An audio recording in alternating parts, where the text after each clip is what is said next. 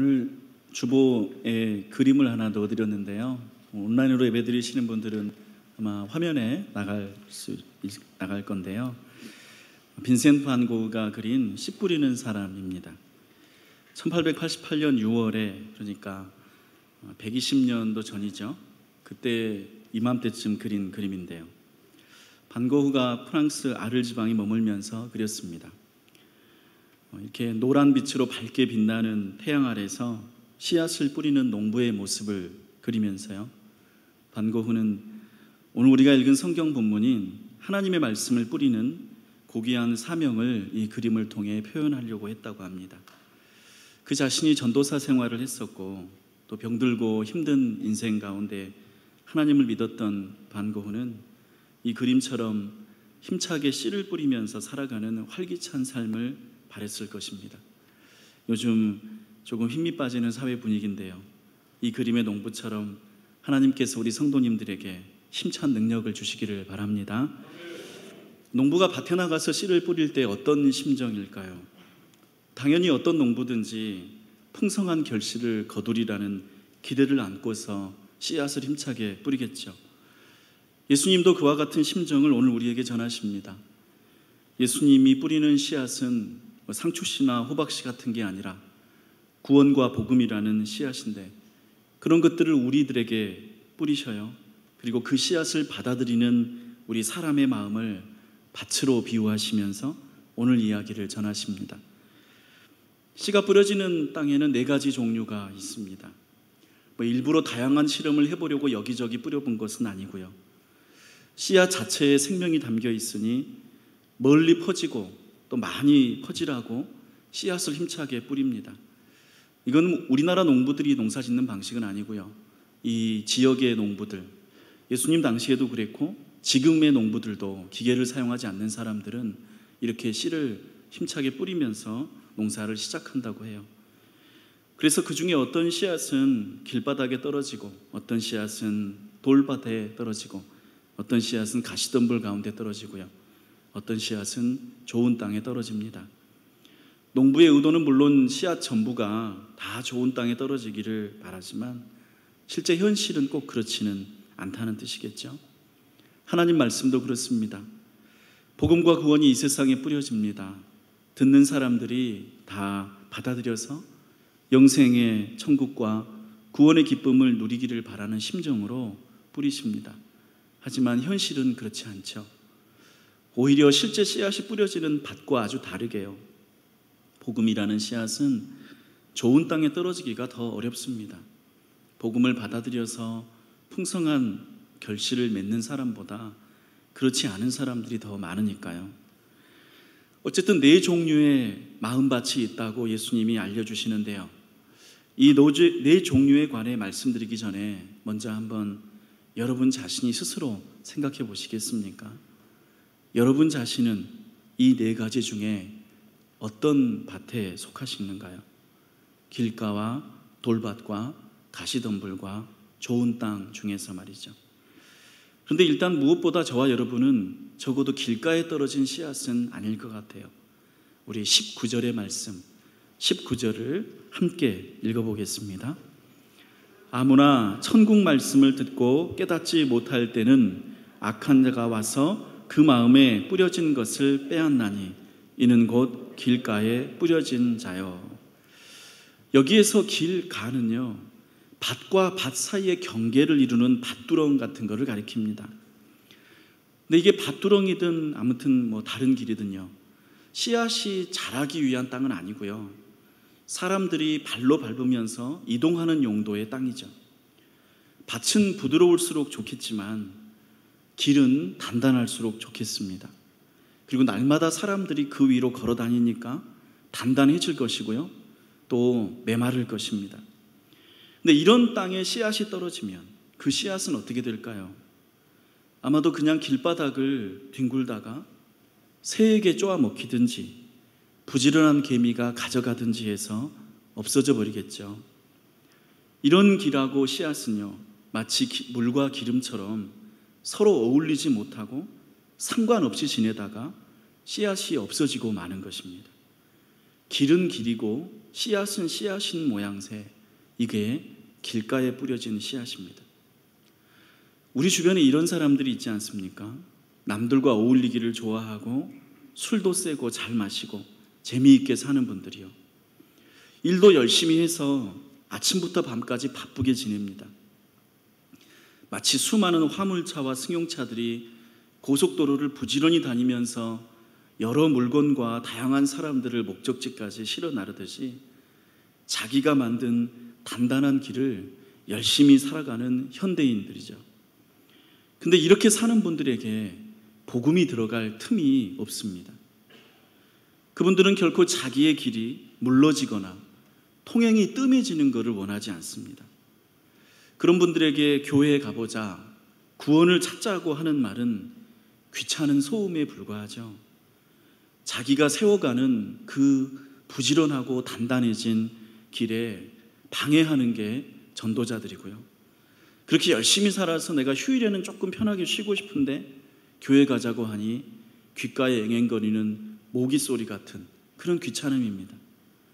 스스로의 인생길은 사람과 물건으로 가득 차 있지만 그 위에 어쩌다가 씨앗이 떨어지면 그저 뒹굴다가 사라지는 것. 길과 씨앗이 서로 별개로 살아가는 인생들이. 근데 우리가 살아가는 사회는 어쩌면 이렇게 길처럼 단단해진 사람들을 부러워합니다. 그런 분들이 성공하기에 좋고 그런 분들이 본받을 만한 사회인이라고 지켜세우기도 하죠. 이런 사람들 중에 성실하고 운이 좋아서 돈을 버는 분도 잘 나오고요. 또 높은 지위에 오르는 사람들도 있습니다. 근데 예수님은 오늘 이런 방식의 삶에 관해서 질문을 하나 하시려는 것 같아요.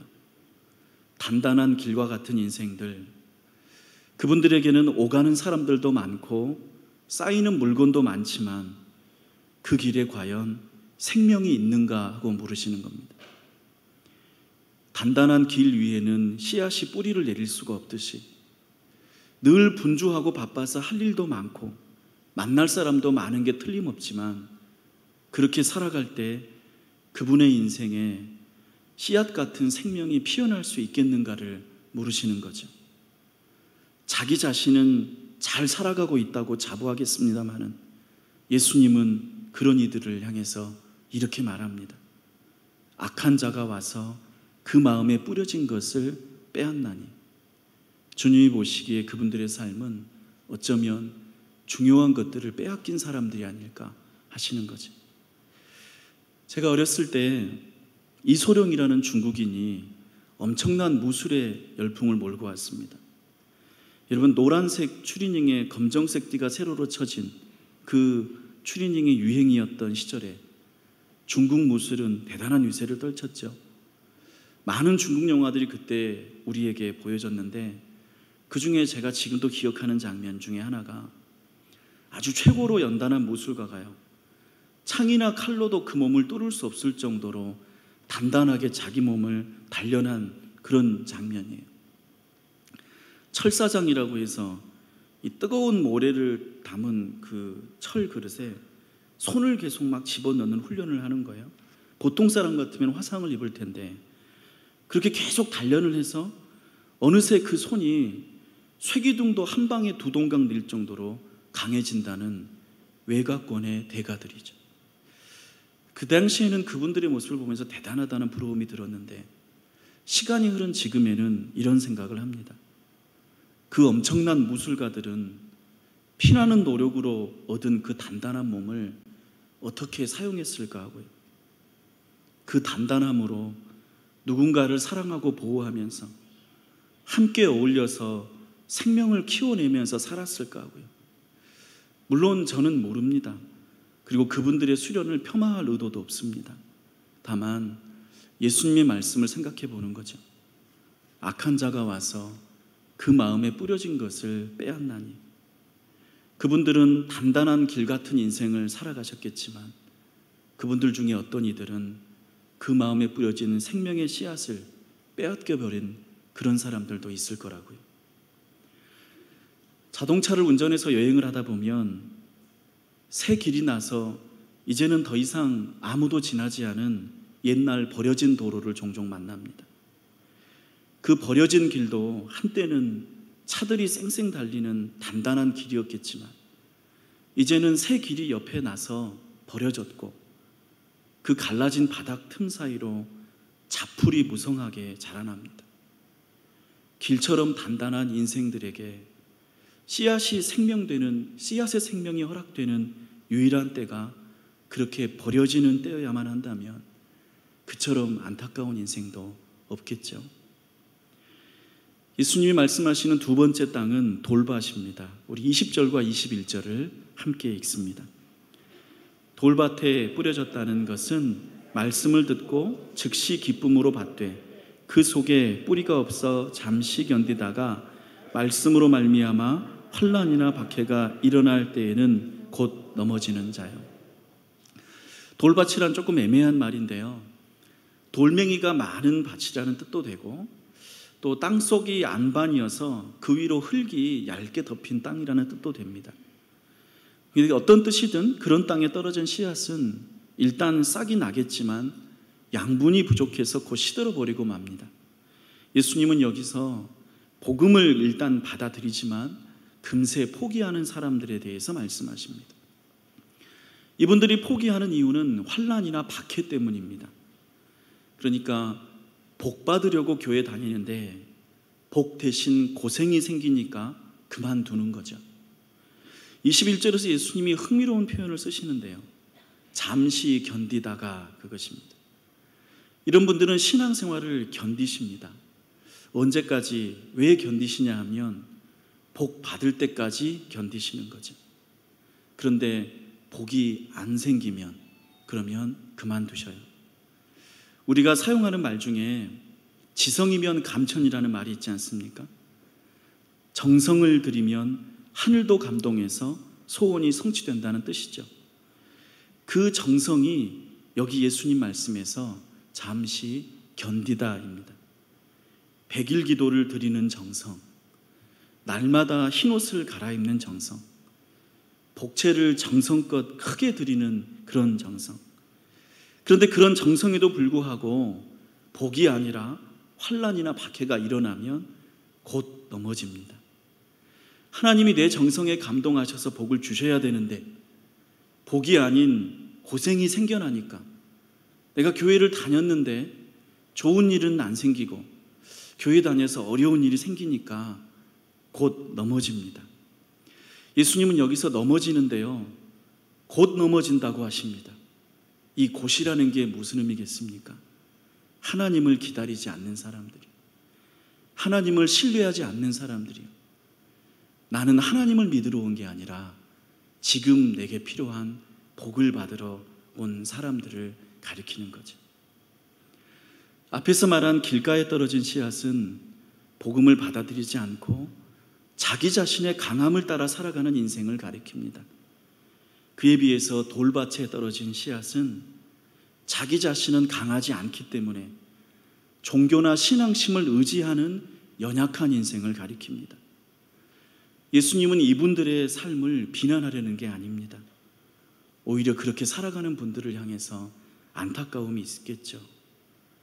씨앗과 같은 생명이 가까이 곁에 있는데 자기 주먹을 흔들면서 인생은 직진이야만 외치다가 너무 멀리 가버린 분들이요, 스스로 약함을 알기에 교회를 찾아오지만 믿음의 뿌리를 내리기보다는 그저 당장의 복만 찾다가 넘어지고 마는 분들이요, 주님은 그런 분들을 안타깝게 보시는 거예요. 애초에 씨앗을 뿌리는 농부가 그 어느 하나도 버려지고 말라 죽기를 바라지 않겠지만 예수님이 지켜보시면서 세상 사람들을 보시니까 그렇게 길가에 뿌려진 씨앗 같고 돌밭에 뿌려진 씨앗 같은 인생들이 있다는 말씀을 하시는 거죠. 세 번째 땅은 가시덤불입니다. 우리 22절을 함께 읽습니다. 가시떨기에 뿌려졌다는 것은 말씀을 들으나 세상의 염려와 재물의 유혹에 말씀이 막혀 결실하지 못하는 자요. 어쩌면 이 세 번째 땅은 아주 좋은 땅입니다.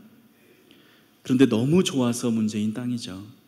왜냐하면 이 땅에는요, 씨앗도 잘 자라고 가시덤불도 잘 자라기 때문에. 둘 다 잘 자랍니다. 그런데 결정적인 아쉬움이 있어요.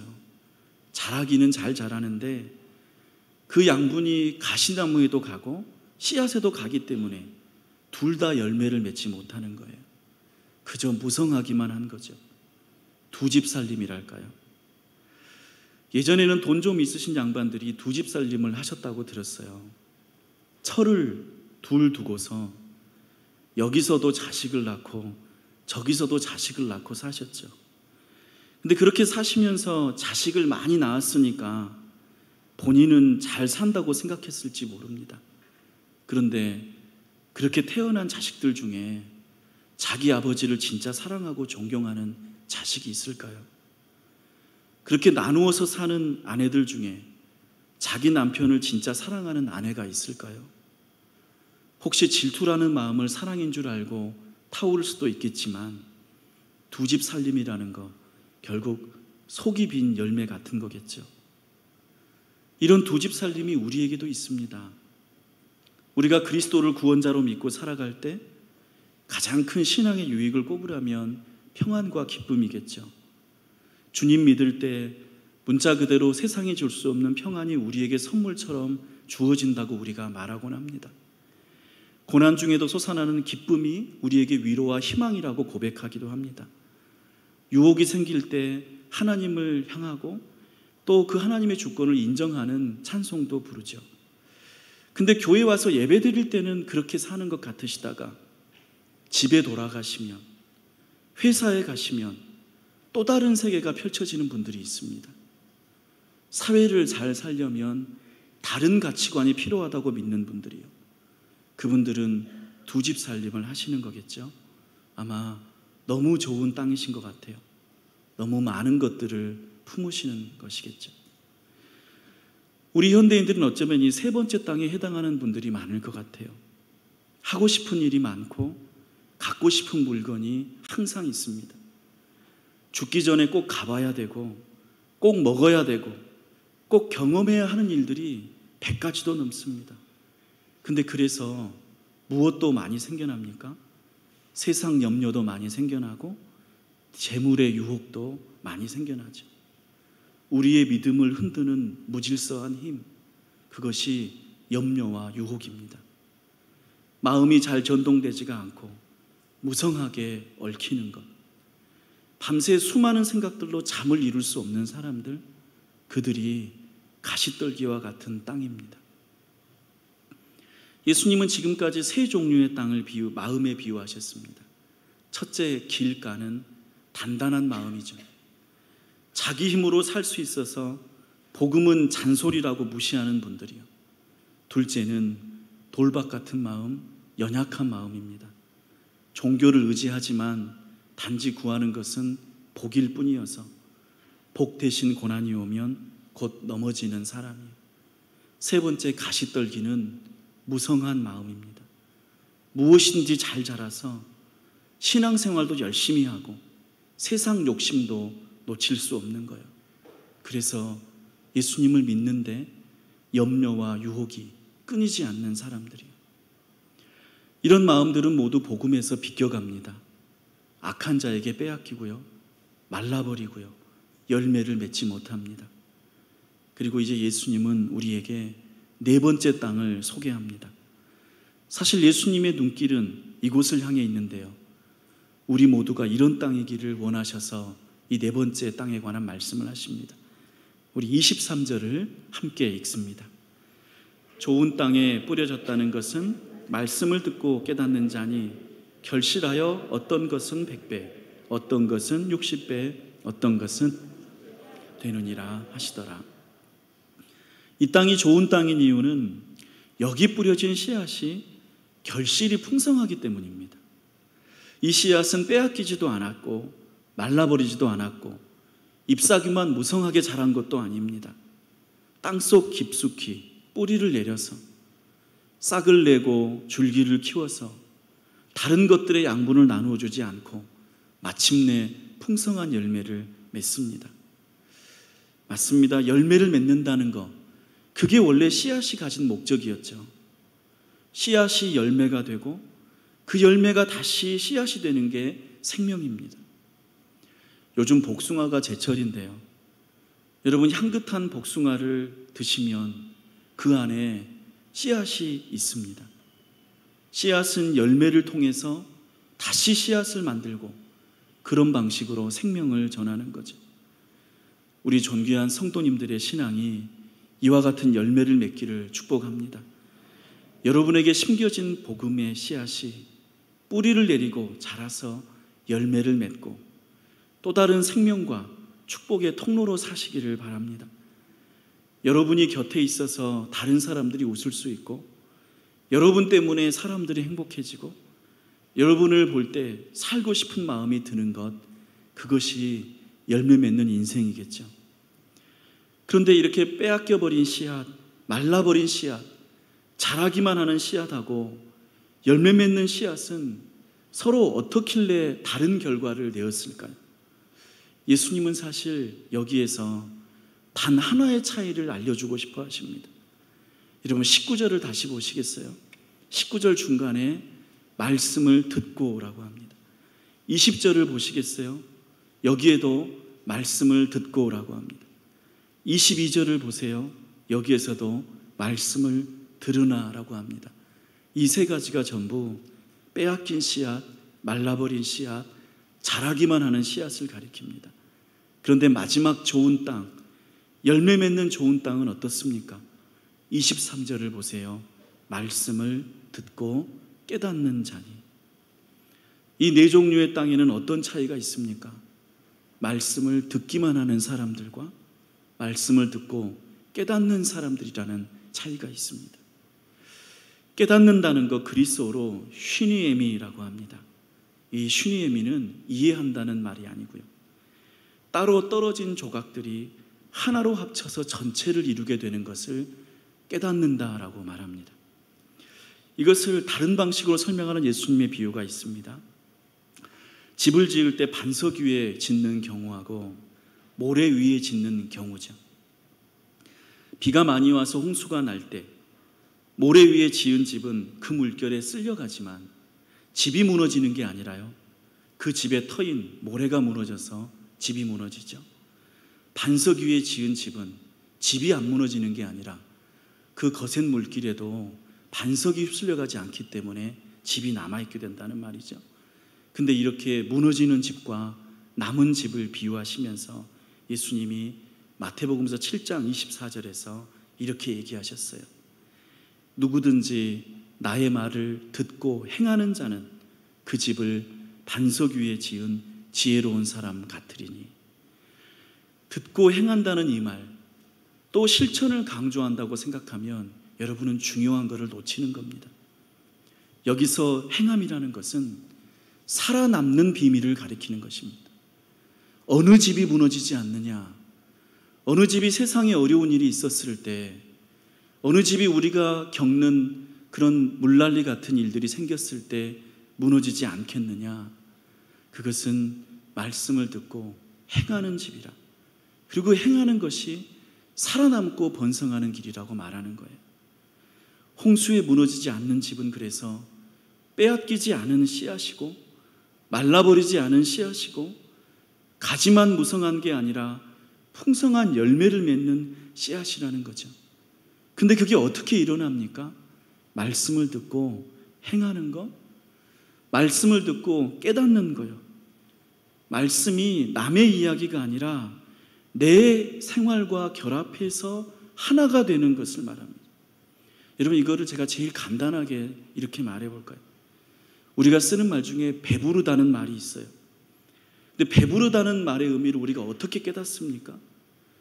여러분이 음식물을 입으로 섭취해서 그게 창자로 들어가서 여러분 창자에 가득 찬 게 배부르다는 말을 깨닫는 방식입니까? 아니죠. 그거는 깨닫는 게 아니고요, 그냥 설명하는 거예요. 배부른 걸 깨닫는 건 어떻게 되는 거예요? 밥을 먹으면 되는 거예요. 밥을 먹으면 배부르다는 것을 깨닫죠. 예수님 말씀이 내 삶에 이루어지는 것, 그게 듣고 깨닫는 겁니다. 존귀한 성도 여러분, 저는 여러분이 좋은 땅이시기를 축복합니다. 그리고 저는 여러분들이 길가나 돌밭이나 가시떨기에 해당되지 않는다고 믿습니다. 물론 여러분들 중에 지금도 넘어지는 분들이 있으시고 염려와 유혹에 사로잡혀 있는 분들이 있습니다. 그러나 그것은 여러분이 돌밭이고 가시떨기라서 그런 게 아니라 여러분이 좋은 땅인데 아직 자라가는 중이라고 저는 그렇게 믿습니다. 예수님의 비유는 사람들을 네 종류의 땅으로 구별을 해서 너는 이런 사람이라고 규정하시는데 그 목적이 있지 않습니다. 말씀을 듣고 깨달으라는 가르침을 주시려고 하시는 게 그 목적인데 착각하면서 빼앗기지 말고 자꾸만 넘어지지 말고 염려와 유혹에 빠져있지 말고 열매를 맺는 길이 우리가 하나님을 믿는 참된 믿음이라는 사실을 알려주려고 하시는 거죠. 말씀을 듣고 깨달으려고 하실 때 그 깨닫는 것은 너의 책임이라고 떠넘기는 게 아니라요. 깨닫는다는 것은 그 말씀이 내 생활에서 경험되는 거라고, 말씀에는 그런 능력이 있는 거라고 얘기를 하시는 겁니다. 사랑하라는 말씀을 들을 때 어떤 분들은 사랑 안 하기로 결정하시잖아요. 그 사랑 안 하기로 결정할 때 아무 일도 일어나지 않겠지만 사랑하라는 말씀을 들을 때 내가 사랑을 했더니 그게 사랑이 되더라고 경험되는 게 깨달음이고요. 축복하라는 말씀을 들을 때 축복 안 하는 분들이 있으시잖아요. 그런 분들에게는 아무 일도 일어나지 않겠지만 축복하라는 말씀을 들을 때 내가 축복을 했더니 그 사람이 복을 받더라고 경험하는 게 깨달음이라는 말씀이에요. 그리고 이것이 열매를 맺는 삶이죠. 여러분, 씨앗에 그 자체의 생명이 있다는 것을 믿으시기를 바랍니다. 여러분이 품은 것은 생명의 복음인데 그것을 우리가 듣는 척하고 행하지 않을 때, 그것이 무슨 내가 해야 될 숙제인 줄 알 때, 내가 이 씨앗을 키워내야 하는 줄 알 때, 여러분, 만약에 여러분의 노력이 씨앗을 키워내는 것이라면 그러면 돌멩이를 심는 것과 씨앗을 심는 게 무엇이 다르겠습니까? 씨앗이 자라는 것은 내가 하는 노력이 아니요, 내 마음이 그 씨앗을 품고 받아들이고 그에 따라서 살아가려고 할 때 그 말씀의 능력이 실현되고 내 삶에서 이루어지는 것을 경험하는 것, 그것이 복음을 받아들이는 열매 맺는 인생이라는 가르침을 주님이 우리에게 주시는 거죠. 여러분, 우리에게 어려운 상황이 펼쳐져 있고 또 우리가 많은 생각으로 번민할지라도 여러분에게 주신 그 복음의 생명이 여러분에게 자라서 풍성한 결실을 맺어 생명과 복을 나누는 복된 여러분의 인생이 되시기를 축복합니다. 우리 기도하겠습니다.